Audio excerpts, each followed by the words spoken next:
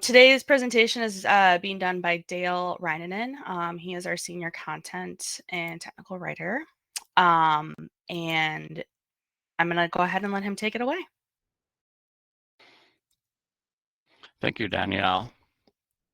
Well, we're all caught up now and I'm where I'm supposed to be. We're all synced. So thank you for hanging with me there, everybody.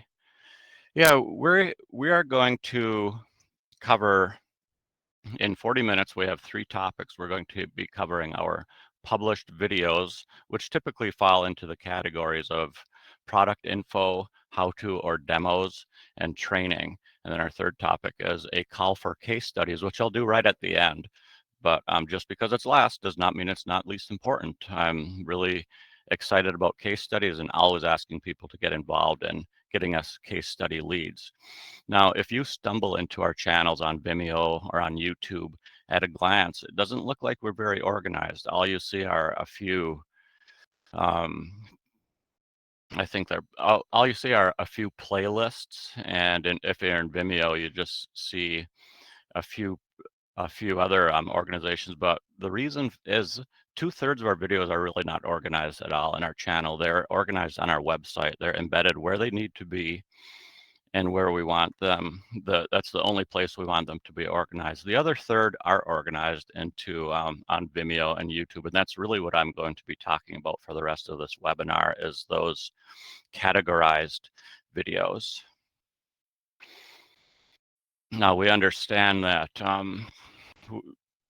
Europe much prefers YouTube, so I'll be circling back to that in a moment. What happened was we started with Vimeo in 2013, and we soon learned that there's a strong preference for YouTube in Europe. So we duplicated everything on Vimeo on YouTube, so that we have all of our content in the place where people prefer to see it, prefer to search for it, and prefer to use it. One last thing about Vimeo before I move on to YouTube. You might wonder why even have Vimeo. The reason is Vimeo has permanent URLs. So when we have an old video, no matter how old it is, if it's on our website, no matter how many times we update it, or even just add corrections, that URL stays the same. So the video, if you have an old link, that video will always work. And that's the positive impact for you is you can count on those old links working because of where we have them embedded and how we have them linked. Now back to, from now on, it's just YouTube. Everything's YouTube from now on. I don't think I'll even mention Vimeo one more time. I'd like to just go over some of our playlists. We have this series it really speaks directly to consulting specifying engineers, architects, and contractors. And the obvious question is, why should I specify your product? So that's really what we hit on in these quite short videos, short, informative, and very engineer, architecture, contractor specific. Soon to come, RTS. We'll be adding RTS to this why to specify series. In fact, I've been talking to the product manager, Misty, and it won't be just one video. She's hitting on topics and subtopics. So I think that will be an exciting addition to this series. This series, Vaporless, the Vapor Logic firmware download and update. It's just one key. It's a keypad, touch screen, and 4 languages. So that's 8 videos, and that's the reason we made this into a playlist, is just to keep all those languages together. I'm going to back up one moment. I just want to also note that the languages are English, German, Spanish, and Dutch. This is a quite popular video. And the reason we know that is after we published these videos, the calls for support downloading and updating firmware dropped. So we were able to help people help themselves. This playlist Ryan and I produced all the different properties of water, and it's not expensive for people themselves to just get the kit and test the water themselves. We often, I think we mentioned in just about every one of our IOMs, the municipalities can test water But if you buy the kit, you can test for the very things that a lot of municipalities don't share about the city's water. Most important being chloride. And that's really what inspired this entire video series is we want people to know to test for the chloride level in their water. And the reason that's important, of course, is because it's a warranty exclusion and it's somewhere in the first 5 pages of every one of our IOMs. So as long as we make it important, we also want to make it easy for people to figure out what their chloride level is. Another one, this one has some old videos. They're old, but still current. This is the voice in this video. Humidity 101 is Dave Schwaller 10 years ago. He still sounds the same. There's a dozen or so videos in here. Some are just recordings of webinars and some are deep dives on product application.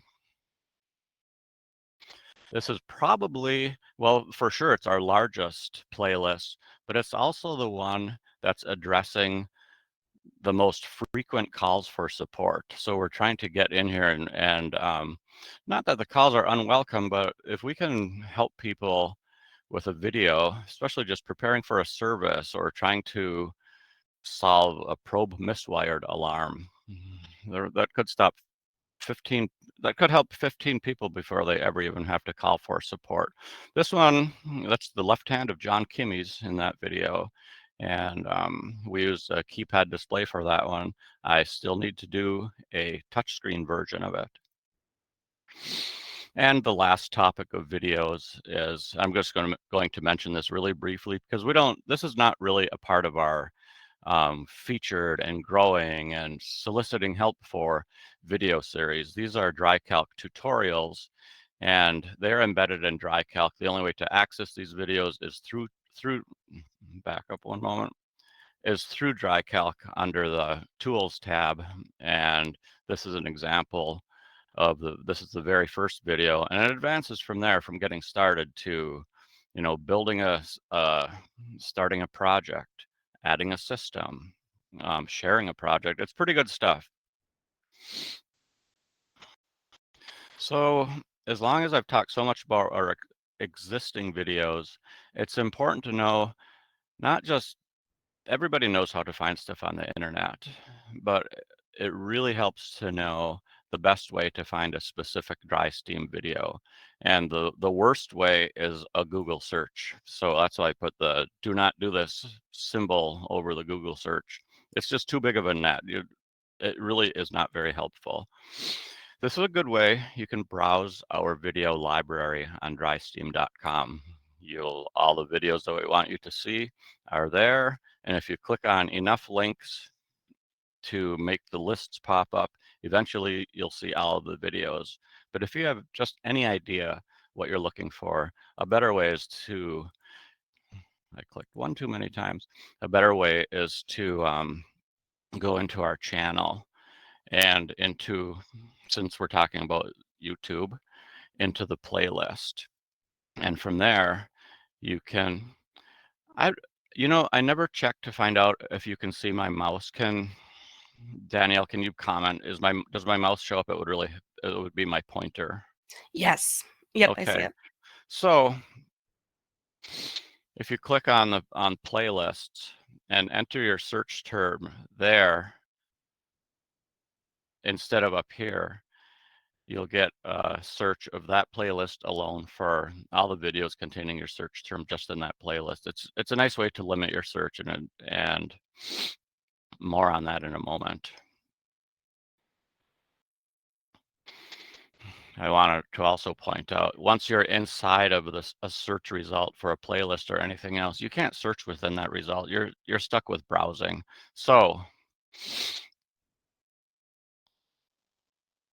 best way is to just go to our video channel in YouTube and search the entire channel, not in where the top arrow is pointing, but down where the bottom arrow is pointing. And I made this mistake. I wasn't going to tell anybody until the moment was perfect. And this is the perfect time to confess. I searched in that top window for about 4 months before I finally figured out that there's a better way, and that's to search the channel in the bottom arrow. That shows you every video in our channel. For example, let's search the DriSteem channel on YouTube for vapor logic. It's very reliable in that it finds every video that has the string vapor logic in the search term, and it pulls all the all so many videos in that I couldn't even fit them onto a slide. But if it's in the video title or the video description, that search term will cause these results. This is not a webinar about how to find and search for videos, so let's move on. Now, as we look ahead, we've talked so much about existing videos, but we have 2 more topics. That's future videos. And what I mean by you can be an influencer is you can influence our videos, what we do next, maybe what language we make it available in. And speaking of languages, I will have a lot to say about that in just a few slides. And look, I'm teasing about case study leads again. That must be somewhere later on. Okay, now a big thing that happened for us is we decided to test Murph AI, specifically their product Murph Dub. And it does such a good job of dubbing videos into a bunch of languages in the voice without changing the voice of the person in that video. You know it's AI. You can tell sometimes the lips don't match exactly what you're hearing, but as far as getting the information you need, it's quite reliable. We had it vetted with um, Duncan rounded up a few reviewers, and we're happy with what we have so far. And what's nice is it's not only easy to get to fix the parts that AI gets wrong. For example, if they just keep saying DriSteem or Vaporlogis with a S sound, and that's what we were getting, we can just teach the algorithm how to pronounce DriSteam and how to say VaporLogic instead of VaporLogis, and it learns, and we don't have to keep reminding it. Now, this article popped up in 2024, and AI business has only been around since 2015. So things started moving really quickly in 2016, and that's because of the advent of the widespread use and availability without having to pay millions of dollars for a graphical processing unit. So I don't know if in Europe, if you say bunny trail, I would think that you do because, Lewis Carroll, who wrote Alice in Wonderland, is from the UK. So that's where the whole thing came from about bunny trails. Okay. In 2008, the best search engine possible, it's not called a computer vision, the very best computer vision in the entire world was asked to find a mug in the with that left image. It found 7 things that were not mugs, 7 false positives, and it missed the only mug in the picture. And then suddenly, in 2016, with graphical processing, the I think I actually have it. This is the Microsoft Computer Vision result in the right image, and all it was asked is to identify things in the picture, and it correctly identified everything in the kitchen. And again, it's not that the program was written so much better or the prompt was better. It's just fast enough to do enough math and enough computations to give you a result accurately and quickly. And I know this seems different than video dubbing, but really the only thing that made video dubbing possible was that same thing, the GPUs. And the reason that's important is because I had serious doubts about AI dubbing our videos with any sensibility at all. And as it turns out, it's because of all the improvements in what's going on behind the scenes that we do. I've warmed up a lot to AI, and the reason is I kind of dispelled my doubts by first I set out to prove it wasn't going to work, and I ended up discovering that it will. So if you're in that camp where I was, where it just doesn't seem possible, give our AI dubbed videos a chance. I think you'll be surprised. These are the languages that so far Murph AI can translate, and it's 22 source languages and 26 destination languages so far. And the reason I say so far is it's we notice growth every if I go away for a few weeks and then come back, I notice they've added more. They just added under French, they just added Canadian French. So, that's a new offering. They don't even make a big deal about it. They just put it in, and if you need it, you'll see it. They don't do a lot of the word we use here is hoopla. They don't use a lot of hoopla every time they add a language. I'm going to give you some examples of dubbed videos. And we discovered that our host software has a little bit of a problem with audio. The audio seemed a little bit weak. So I'm going to try this, and Danielle is going to represent you in the field listening. If Danielle can't hear it nice and clearly, we'll share the files instead. But let's first try with the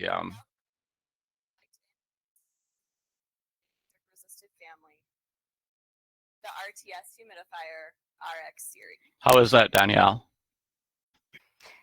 It's a little, excuse me, it's a little quiet, and a Maybe little lag. Maybe we should just share the files instead of playing them in the slide. Okay.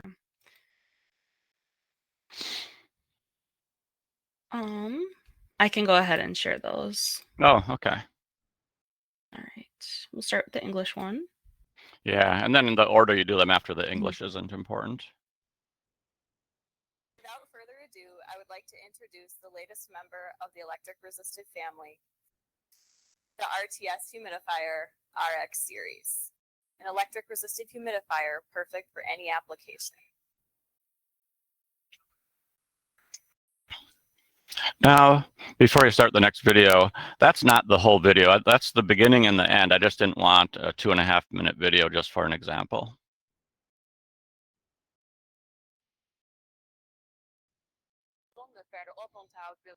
Nieuwste lid van de elektrische weerstandsfamilie voorstellen.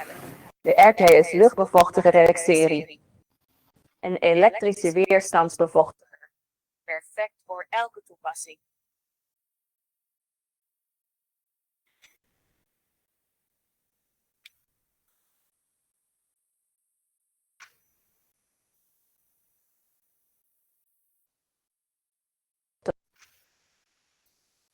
Member de la famille des humidificateurs électriques resistance. Humidificator RTS de la série RX.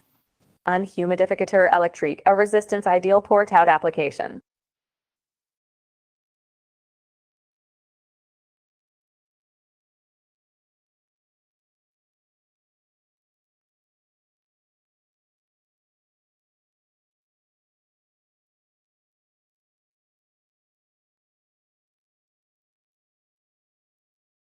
Mitglied der Familie der elektrischen Widerstandsbefeuchter vorstellen, den Luftbefeuchter der RTS-Serie.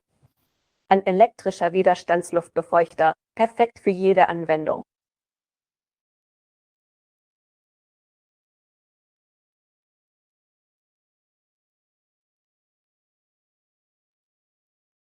Más reciente de la familia de resistivos eléctricos. El humidificador DS serie. Un humidificador resistivo eléctrico perfecto.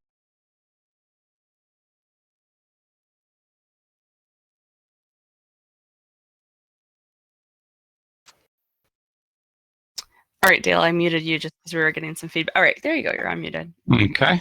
Thank you, Danielle. I'm just going to buzz through these.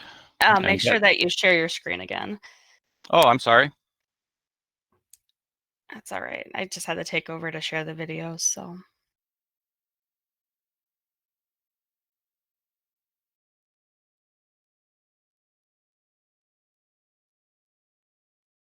There we go. Thank you, Danielle. Now, I don't speak German or Dutch or Spanish, but the feedback that we get is they're okay. I hope none of you are falling off of your chairs laughing about how awful something was rendered or translated in a language. But if you are, let us know what word it's getting wrong, and we can actually teach the algorithm to never do that again.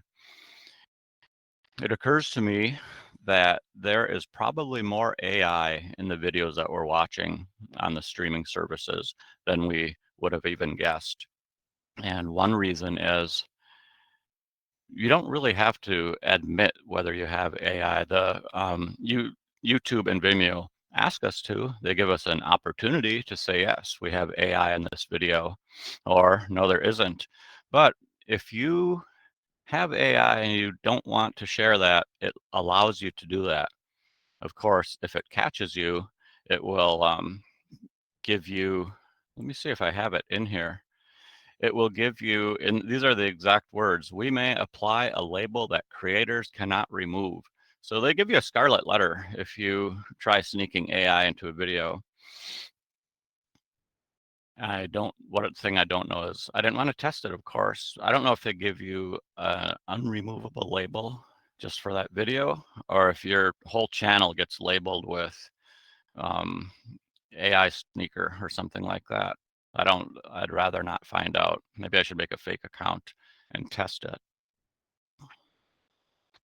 Now, the reason I just wanted to go back to this slide again, and the reason I'm going back to it is to point out the importance of knowing all the source languages. If you have a video that's perfect for a situation, but it's in a language other than the one that you need it in, you can send it to me as long as you have the permission of the owner.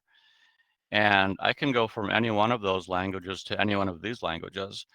So it does give us a lot of latitude. There are so many videos, I run into this all the time.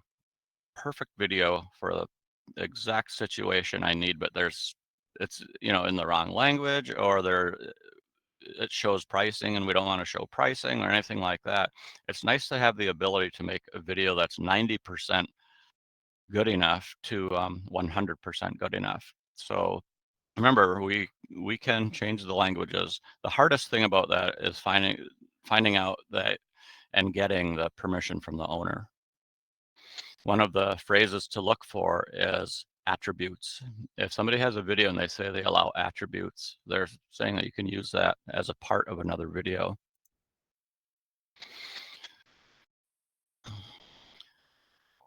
Another idea, if you have a video that is ready to translate, ready to show except for the language or something else, you can send it to me via WeTransfer. You can send up to 3 gigabytes of data in one go on WeTransfer. I might have said WeTranslate, on WeTransfer. So that's a nice way to get a video from your station to somebody else's for free. That's like a 15-minute video, 3 gigabytes, depending on the bit depth. And like I said, it's free. That's the biggest reason that I like WeTransfer. Another thing, if you have a video or a topic or a product and you'd like to talk about it in a video, we can help you with that too. And my example is Eric sitting in the corner office talking about the high pressure atomizing system. The room was exactly as you see it. He didn't have props or anything. We just had good lighting and a good voice, and he talked about the product. And then we added the video later. In fact, a lot of this was shot after Eric sat down and talked, because it gave me an idea of what he's looking for and what to go and shoot. So a video in front of a video, and we can get your points exactly the way you want them, because you're actually the one delivering them. So keep that in mind too. All you have to do is just position yourself somewhere off the center of the frame send me the video, follow up with some material, or say, if you happen to have some of this video laying around in your B-roll footage, this would go well with the video that I sat down and sent you the talking head about. Just another way to leverage video. We can also I can help you with quick hit one-offs, like your customers might have no access to the angles that they want to know something, like the bottom of a unit, or in the left two images, they might want to see the integral water seal and the GTS LX or the RTS. And we have access to those units before they're completely put together. So it's a lot easier for me to walk over there with a camera, get exactly what you need a photo of, and leave without even interrupting the flow of the product production down on the assembly line. Case studies. I told you I'd be talking about case studies, and look, here we are. I didn't put all of these case studies on one screen so you could read through the whole list. I just wanted to show you that we have quite a breadth of case studies, and this is also not the result of one search. This is 3 different screen grabs, and I grabbed the case studies part of that image just to show you that this is what's available in the knowledge tab. And I made the URL larger just so you can see that. It's Humidity University and then case studies. So if you have a job and it's really interesting or it does a really exciting thing with our product, consider getting a case study written about that. And we can do that here. And the 4 things for all the case studies that we've done, these are if all 4 of these things are true, it's a pretty good chance we're going to succeed in getting a case study. I'll go into a little bit more detail. The example that I'm trotting out here is the track at New Balance in Boston. The indoor track facility has an environmental chamber that needs anything from no humidity to almost 100% RH for testing both human performance, that's somebody walking or running on a treadmill. And by the way, these are world-class athletes that they're helping in this performance center. These are NCAA record-holding sprinters or a relay team that won gold. Those are their clients at the performance center at the track at New Balance. Anyway, that's what they're doing is they need this chamber. They can set the humidity, the temperature, and even the elevation. They can suck out some of the oxygen to mimic training at 10,000 feet in Chile. And they also test apparel at this center. And the reason is New Balance, like Nike and Adidas, they sell their own apparel and they like to test it for moisture wicking. So what they do is they put it on, and in the lower image, you'll see a guy standing next to a dummy. That dummy costs tens of thousands of dollars. And the reason is if they need to check for wicking, they'll put the apparel on this dummy. It's called a thermal mannequin. Not only does it sweat, but it walks. Its legs move back and forth and it measures how much energy it's expending. So it sweats and it sweats more when it's hot and humid. So it really does mimic the characteristics of a sweaty athlete.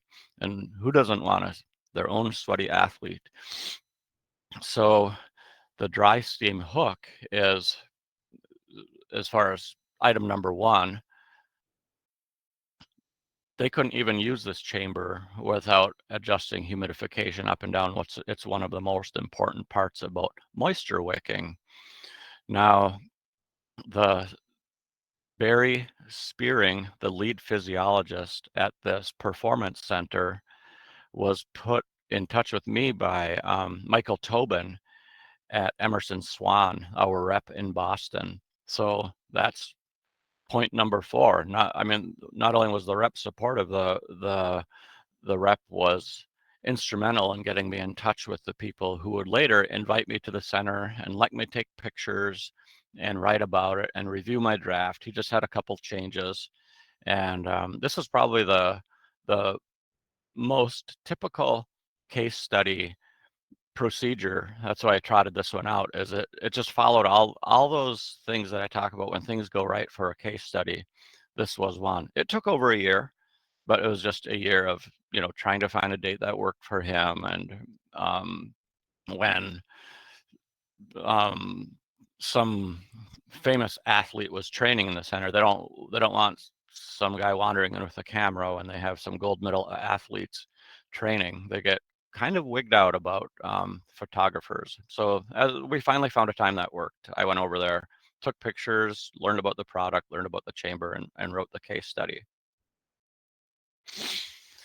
So you have this lead and you don't have all the information, but you'd like to hand off this lead to somebody else. Make me that somebody else. Send it to me. And I even made it easier by shortening my email address for the purpose of case studies. This is the email address I give to reps because the RYYNANEN will somehow get changed. So most frequently they put one Y instead of two. So just remember DKR, and you don't even remember, you don't have to write down DriSteem.com, just remember DKR. And the reason is you already know the rest. So remember DKR, send me an email when you have a case study lead. So let's go live. I would be happy to take questions. And as they say in Fraser, I'm listening. Does anybody have questions? And as a reminder, just use the raise hand feature and we'll unmute you, or you can use the chat or Q&A to ask your questions.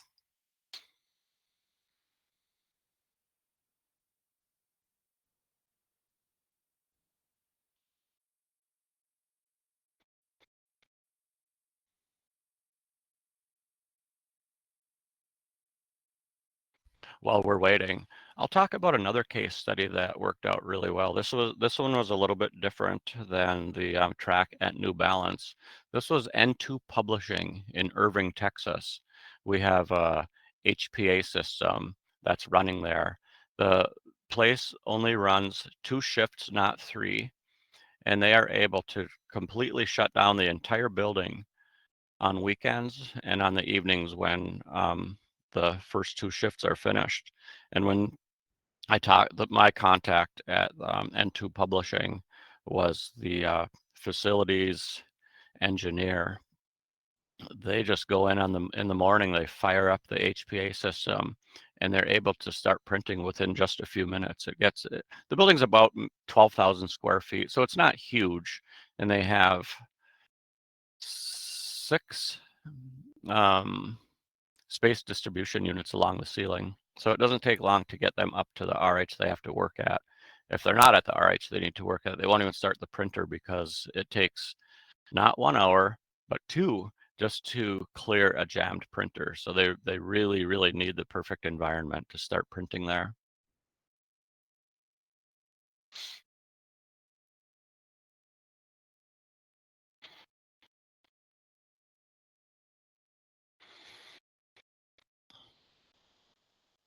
And while we're waiting here, also, if one of you have something that you would like to share about a video lead or a video success story, or a case study lead or a case study success story, feel free to jump in.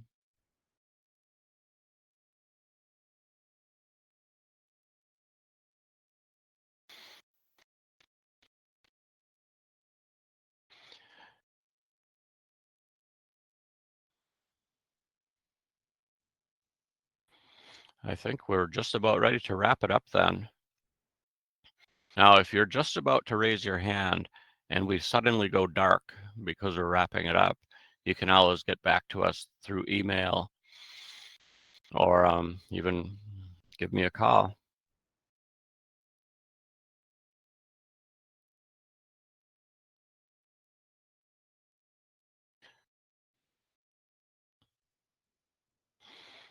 I think we're going to call this a wrap. Danielle, we want to wrap it up? For sure. All right. Thank you all for joining and for sticking with us through the technical difficulties. Again, as Dale said, if you have any questions, feel free to reach out to Dale himself or your RSM.